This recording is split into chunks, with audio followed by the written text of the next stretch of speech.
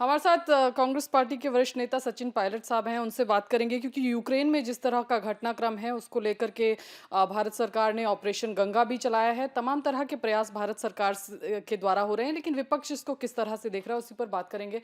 Sir, operation Ganga है, तमाम केंद्रीय मंत्री जो हैं वो तमाम जो बॉर्डर जो नेबरिंग कंट्रीज़ हैं वहाँ जा रहे हैं पूरा ऑपरेशन को मॉनिटर करने के लिए। विपक्ष क्या संतुष्ट है जिस तरह की कार्रवाई भारत सरकार द्वारा है? सवाल ये है कि जो हमारे हज़ारों बच्चे फंसे हुए हैं, क्या उनके परिजन संतुष्ट हैं?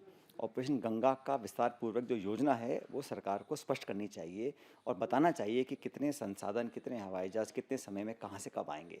अब ये एक या दो हवाई जहाज़ आ जाते हैं, उसकी खबर बन जाती है, लेकिन हज़ारों की संख्या में हमारे राजस्थान के बहुत सारे वहाँ बच्चे फंसे हुए हैं।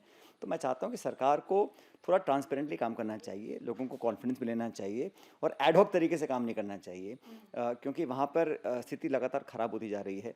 बच्चों के पास पैसे ख़त्म हो गए हैं, खाने की दिक्कत है, ठंड का मौसम है, तो वहाँ अगर वो फंसे भी हैं तो वहाँ तक अपने दूतावास के माध्यम से कुछ आर्थिक या कुछ ऐसी मदद बच्चों को पहुँचे और उनके परिजनों से बात करनी चाहिए, क्योंकि वो अंधेरे में है, उन्हें संपर्क नहीं हो पा रहा है, उनको पता नहीं कि कितने समय तक हम निकल पाएंगे।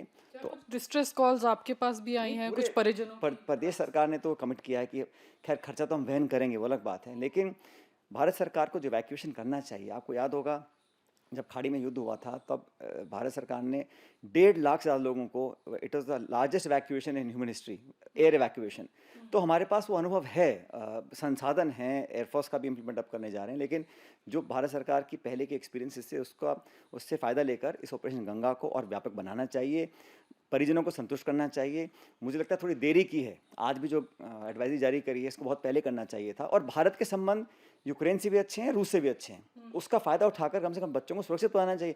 अभी जो वीडियो आ रहे हैं, बच्चों की पिटाई हो रही है, बॉर्डर पर उनको धोखा जा रहा है, तो अपने बायलैटरल जो हमारी गुडविल है उसका पूरा उपयोग शायद हम नहीं कर पा रहे हैं। इसलिए मुझे लगता है कि सरकार के जो एफर्ट्स हैं वो नाकाफ़ी हैं और मदद कर कर लोगों को जल्द से जल्द वापस देश बुलाना चाहिए। एक अंतिम सवाल, क्योंकि एक नई तरह की सिचुएशन है, लोग कह रहे हैं कि क्या तीसरे विश्व युद्ध की तरफ दुनिया जो है वो बढ़ रही है। ऐसे में आपको लगता है कि यहाँ पर भी तमाम जो विपक्षी दल हैं उनको कॉन्फिडेंस में लेकर सरकार को बातचीत जो है वो करनी चाहिए, आगे की रणनीति तय कि करनी? ये एक वैश्विक मुद्दा है और भारत सरकार को हमेशा की तरह हर सरकार ऐसा करती है कि फॉरेन पॉलिसी में पहले अपना इंटरेस्ट देखा जाता है।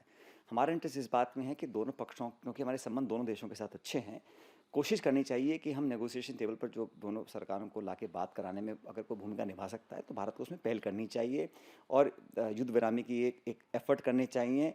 और मुझे लगता है कि इसमें किसी दल की बात नहीं है, ये देश का मुद्दा है, फॉरेन पॉलिसी का मुद्दा है, तो लोगों को कॉन्फिडेंस में लेके जो भारत के, पहली बात तो भारत के हमारे सुरक्षित रहें, सबसे प्राथमिकता ये है। फिर हमारे जो इंटरेस्ट, इकोनॉमिक इंटरेस्ट हैं, ट्रेड इंटरेस्ट हैं, वो बने रहें, जियोपॉलिटिकल इंटरेस्ट बने रहें।